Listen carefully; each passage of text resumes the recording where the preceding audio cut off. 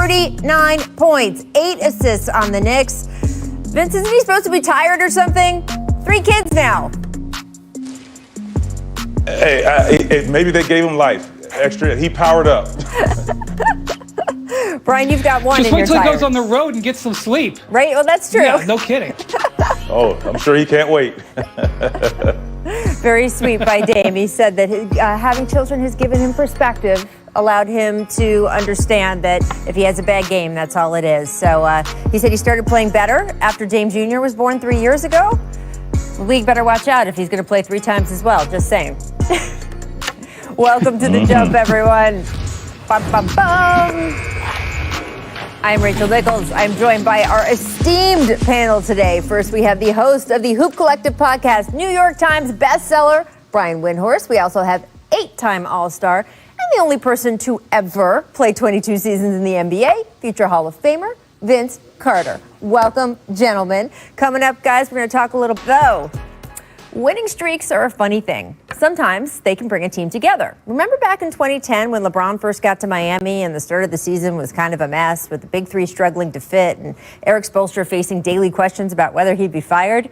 The team held a players-only meeting, reeled off a 12-game win streak, and became the powerhouse that would go on to win 2 titles in 4 years. But winning streaks can also end up meaning not much.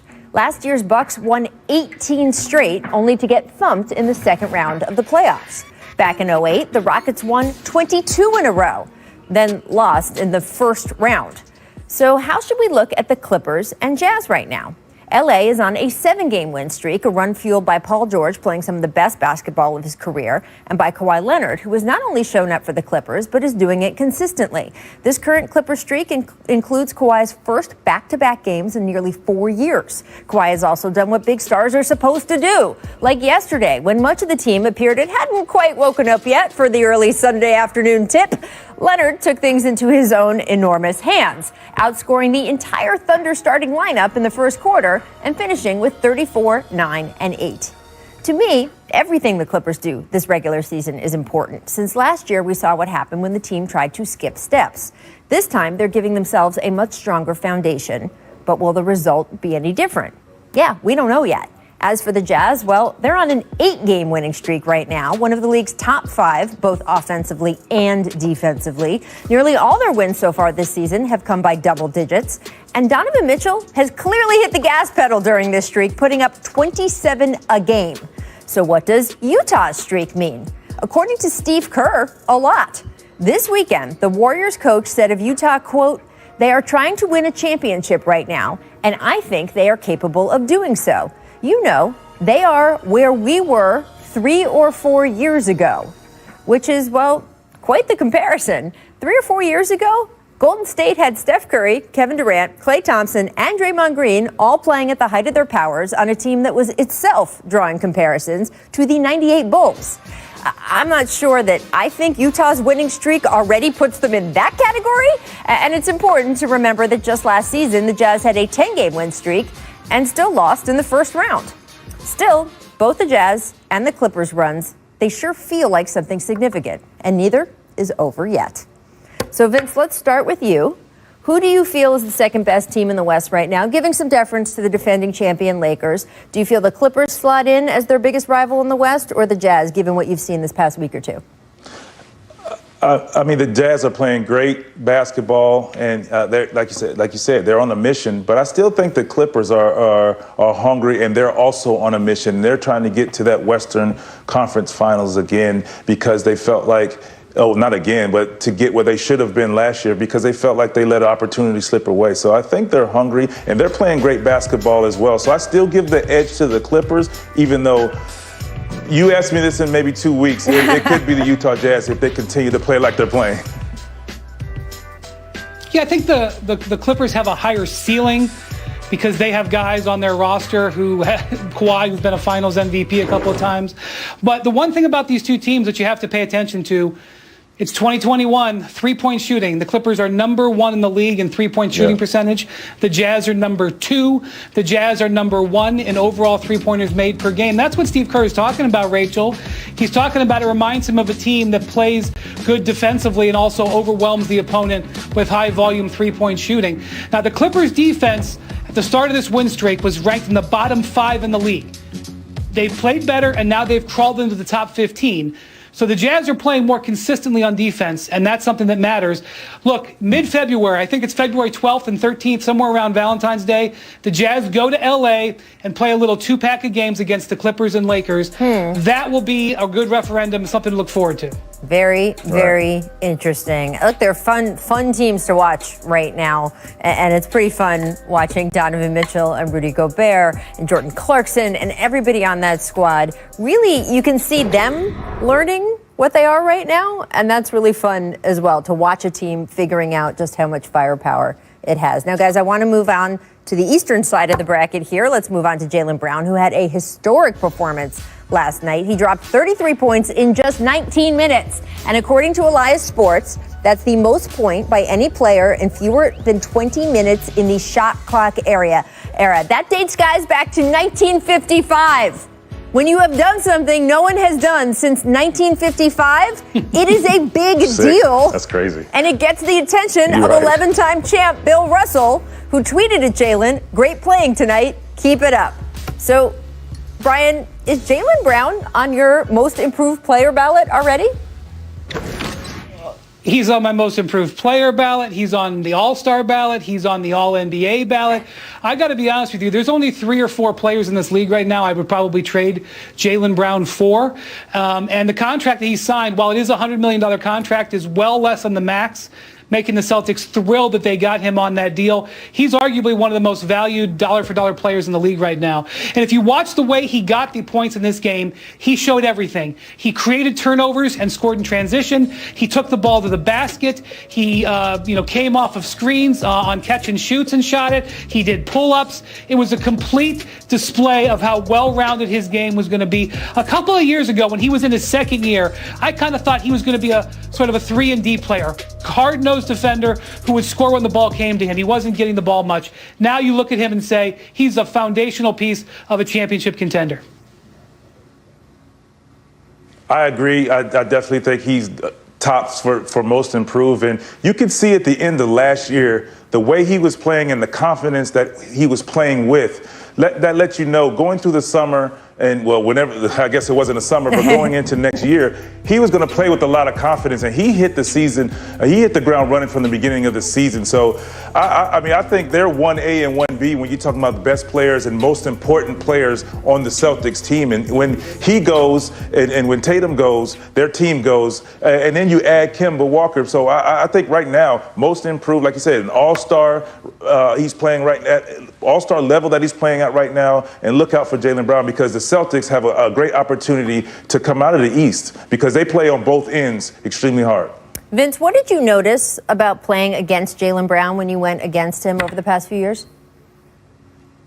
He could do everything. Very athletic. He's a guy at 6'7", 6'8", 6'9" in that area who can guard 1 through 4. I mean, you can see his jump shooting and his three-point shooting and his confidence putting the ball on the floor just start to soar in every year. And now watching him from afar, thinking back to seeing him his rookie year, like Brian said, you didn't know at first, and you're like, oh yeah, he's a pretty good player, and now he's becoming a special player, and he will be getting a max soon. See, this is one of the awesome things about having Vince Carter in the show, like number 207. He's his own basketball reference. He has been able to play against and judge every player in the NBA over the last 2 decades and can give you their progression right off the bat. So, Vince, we appreciate that.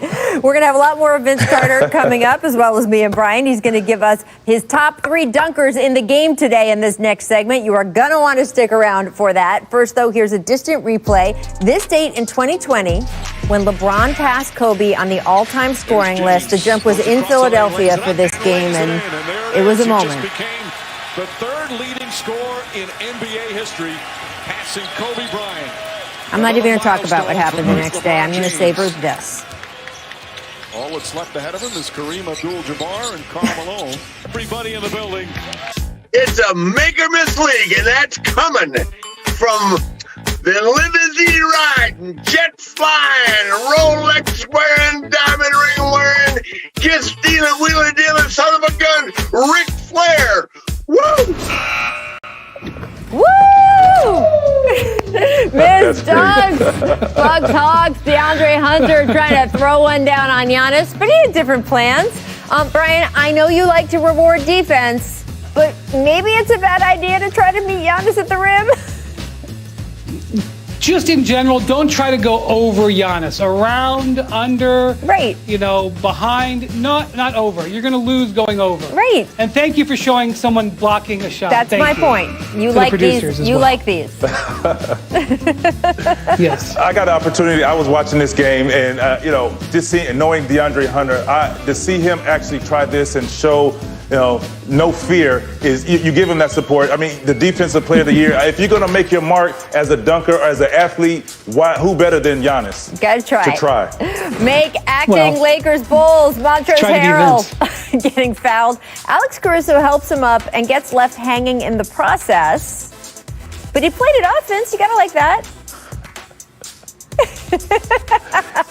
That's one of those things that happens. That's just basketball, especially when you get knocked down or whatnot. You tend to lose focus, and as a guy, you kind of just got to brush that off. You just got to brush it off. I just like all the handshake fails. Two things I take away from this. This was very strange. And also look how long Montrezl Harrell's arms are. I just sort of realized that. Good God. Right. Missed jersey swaps. Nets Heat. After the game, Kyrie asked for Bam's jersey. And our friend David Holcomb in Miami doing his job, what the league charged him with, Brian, stepping in, stopping it from happening. Remember, the NBA has said limiting post-game daps, hugs, and asked security to be there to do this. What do you think, Bri? All right, two things we've learned today is that unless you're Vince Carter in the year 2000, you're going against Frederick Weiss, don't try to go over a player, and don't mess with David Holcomb. You're never going to win that. Nope. You're never going to win. Don't mess with Dave. Nope. No. Legend. I know Dave very well, and he's serious. He's legend, exactly, and he's a great guy, but hey, he's doing his job. He's protecting everybody. Make skills. Celtics Cavs, JaVale McGee getting the rebound, goes behind the back on the break, dunks it down for the little coast to coast. Point JaVale. Gotta love it, Vince. Point center. Yeah, point center. I remember, the Cavs have Shaq all doing these that. centers It was and a no different guards. He's got to do it. Right. Exactly. You remember Shaq did that as well, and everybody cleared out. I mean, they didn't quite clear out, but it's fun every now and then to see a center run the point position and then finish it on his own without a pass. I love it. A little tougher for Cleveland against the team playing defense. Time to run it back, guys. Vince Carter's top 3 current pound-for-pound dunkers in the league. Number 3, you picked Aaron Gordon of the Magic, Vince. You think he got robbed last season in the dunk contest?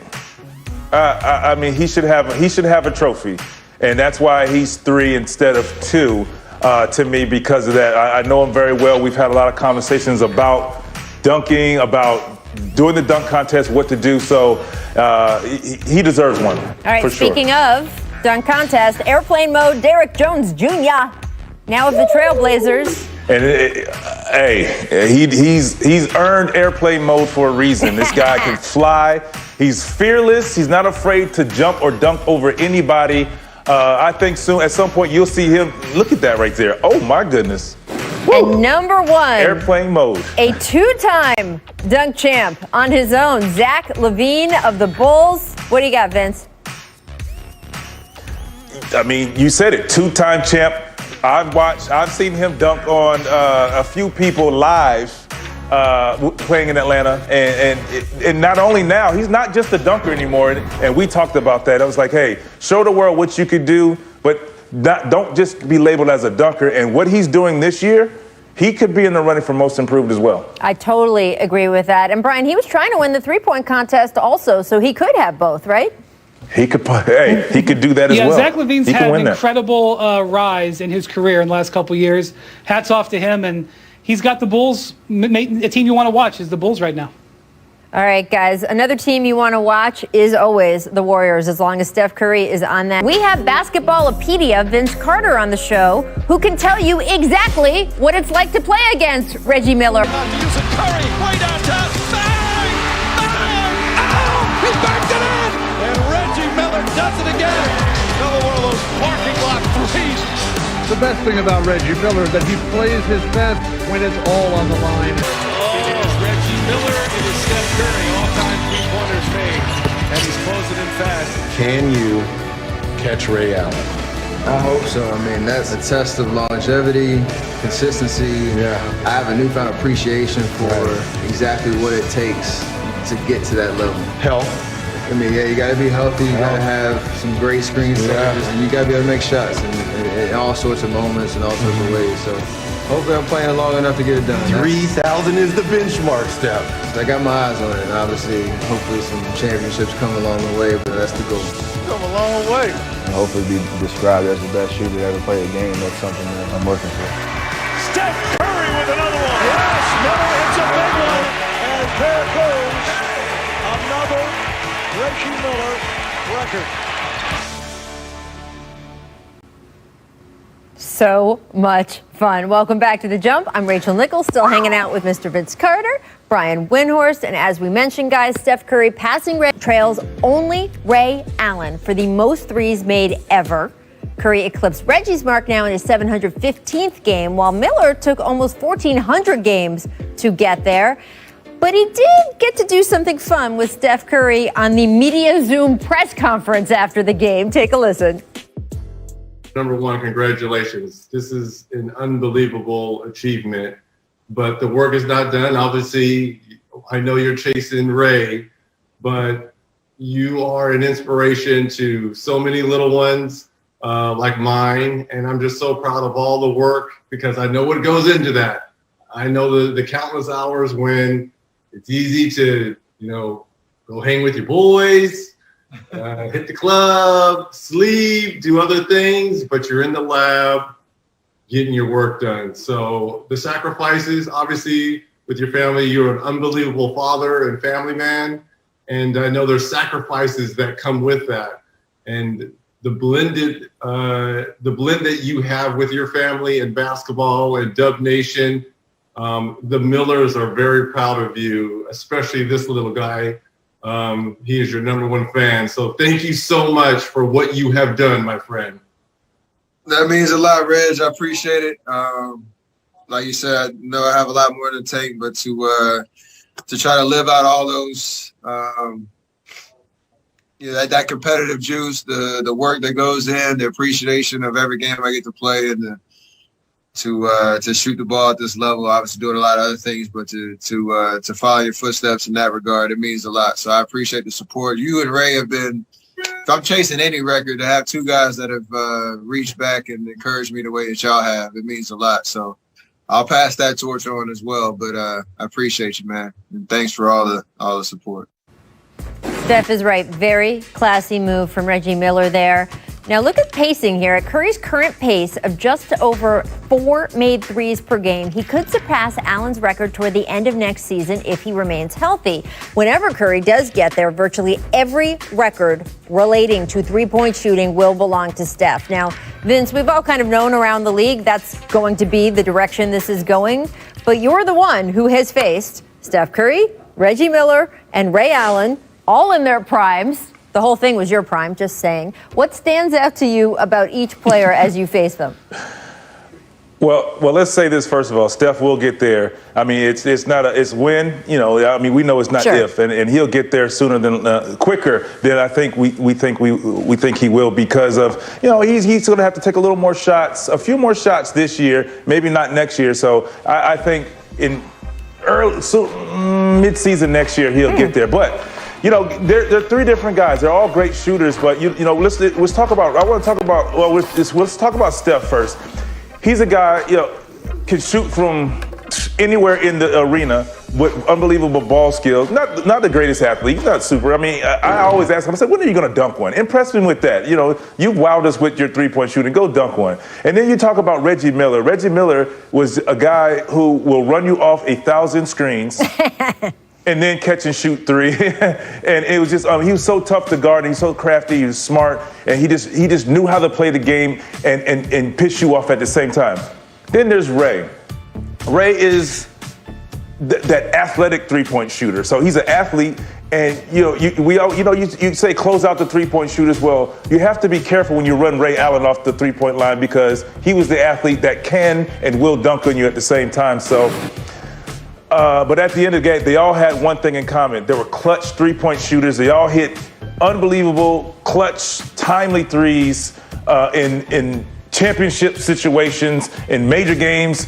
We know what Reggie did at the Garden. We know what Ray did in Miami, for Miami. So against San Antonio, of course, Steph has done it countless years. So it's just those guys are the echelon of three-point shooting, and for Steph to be so close to eclipsing that. And you mentioned one thing I want to say.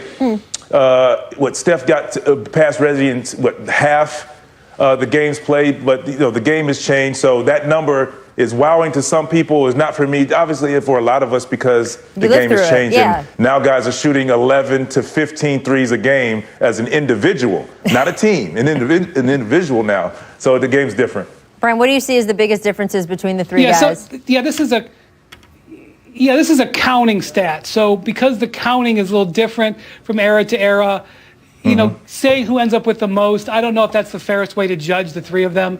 What I will tell you is that all of them have incredible work ethics.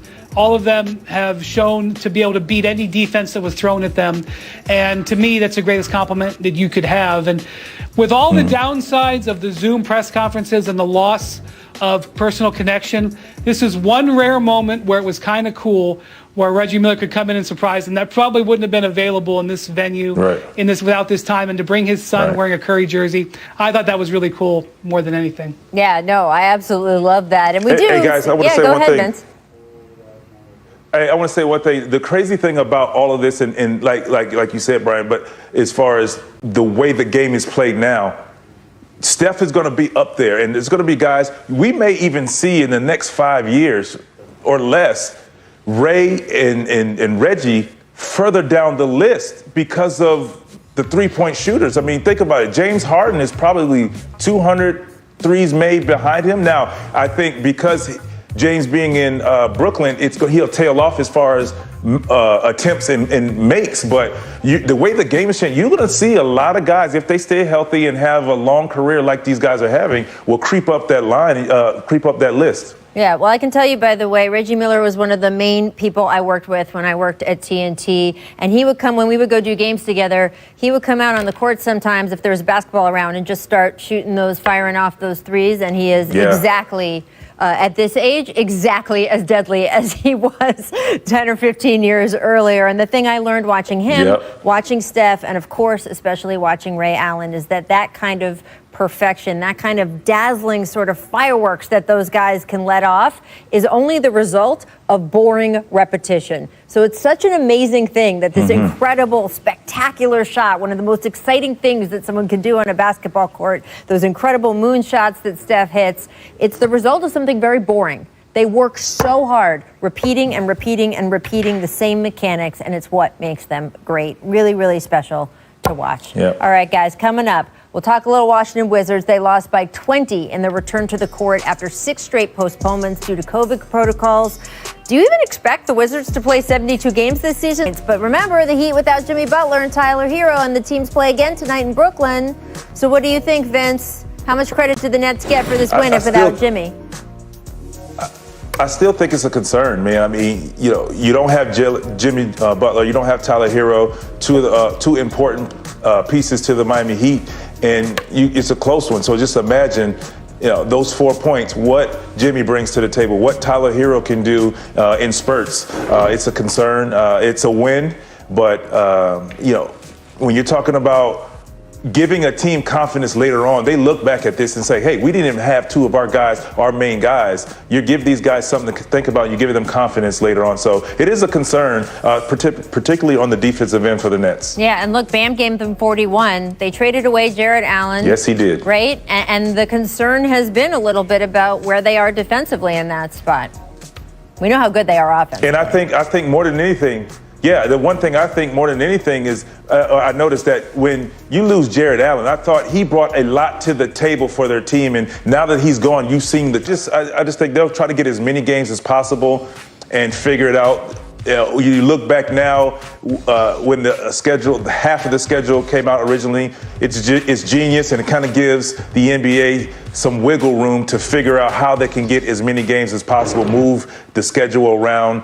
So I thought on that aspect of it, that was smart to do because, you don't have a bubble, so things like this is going to happen. Like I said, you just hope it doesn't continue to miss more games. They're already at 6. As you start to get to double digits, that's going to be virtually impossible to make up 10 games, so it won't happen. And look, I've heard players, fans, a lot of people say, man, this isn't fair what's going on. The competitive balance is off. Yes. You are correct. This will be a season where not every team will get the same fair shot.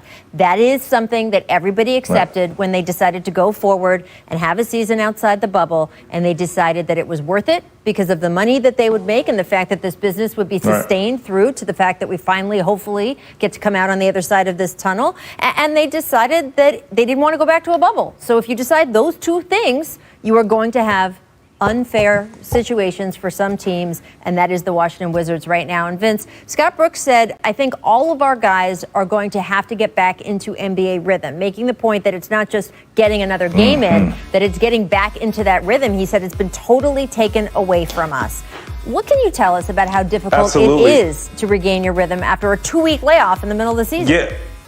Yeah, absolutely. Like when you miss one or two, let's say 2 or 3 games, sometimes 1 or 2 games, you get off rhythm and you're just trying to catch your breath, and you feel like sometimes you've missed a month of basketball. So imagine missing 6 games in a row. Yeah, practice, you can simulate the NBA game all you want, but the competition, the level of play that you have to play at every time, because in practice you can play a quarter and then you're going to stop. You're going to stop to make a point in practice, but you can't simulate an NBA game. You can't simulate playing against a LeBron James, a Kevin Durant, Harden, so on and so forth. So, I mean, it's just going to take time. And, I hope Wizards fans and out there didn't expect them to come back hitting the ground running, talking about, they have all this rest. Yes, they did. They had a lot of rest, but at the same time, the rhythm also comes with that, and you can't get that back. You just have to continue to play games. So hopefully they can play games to get back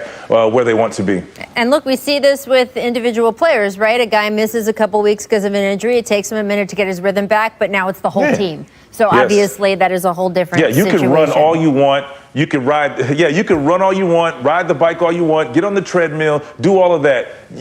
It's nothing that can get you back into game shape but playing. Absolutely. All right. I want to switch gears because did anyone notice a trend happening this weekend? The big man is back. Well, at least according to our friend Kendrick Perkins. Perk's having fun tweeting right now. Big men still exist. Gosh dang it. Embiid, 33 and 14 boards. Cousins, 28 and 17 boards. Bam, 41 and 9 times. AD, 37 in 28 minutes. Jokic, 29 points, 22 boards, 6 times, and it wouldn't be a Perk tweet without carry on. Vince, you witnessed the evolution from bully ball to small ball in the latter part of your career. But what do you think? Do you agree with Perk about the resurgence of the big man right now? Hey, we also we can't forget about Clint Capella, who had the triple-double with 10 blocks as well. I mean, that's a fair tweet. And he's right. The bigs right now are playing unbelievable basketball, whether it's bully ball, defense, triple doubles, passes. I mean, they're playing through Jokic. They're 10 blocks in a game. You don't see that often. You're seeing 20, 25 rebounds. You're seeing bigs, like you say, Adebayo putting up 40 points, shooting threes. I mean, the big is back. The big is back, and they've adapted to the new style of play. So kudos to the big man. Yeah, if we took an MVP straw poll right now, 2 of the guys would be near the top of the list would be Joel Embiid and Nikola Jokic. We're talking about classic, true 5-men players. And the last time a full-on center won MVP was Shaq back in 2000. Duncan and Dirk won it, but they were, played power forward, Duncan especially. So the fact that even the centers are in the MVP discussion, and I'm not saying they would win it. LeBron is building a beautiful case with the Lakers. LeBron yet again. But the fact that that's happening is showing you that the teams are figuring out how to use their talented big men and their three-point shooters, how to use them together. It's a process, to use something that Joel Embiid would like to say, and that process is leading to Embiid to putting up. He had a big-time weekend, too, in 2 wins over the Celtics, so he's right up there as well. Well, during this show, the NBA just announced its Eastern and Western Conference Players of the Week, Joel Embiid and Nikola Jokic. So there you go. All right, guys, coming up. Gordon Hayward dropping 39, hit the go-ahead bucket to beat the Magic last night. Is the Hornets' big gamble from this past offseason, that $120 million gamble, starting to pay off? We will discuss. Stick with us.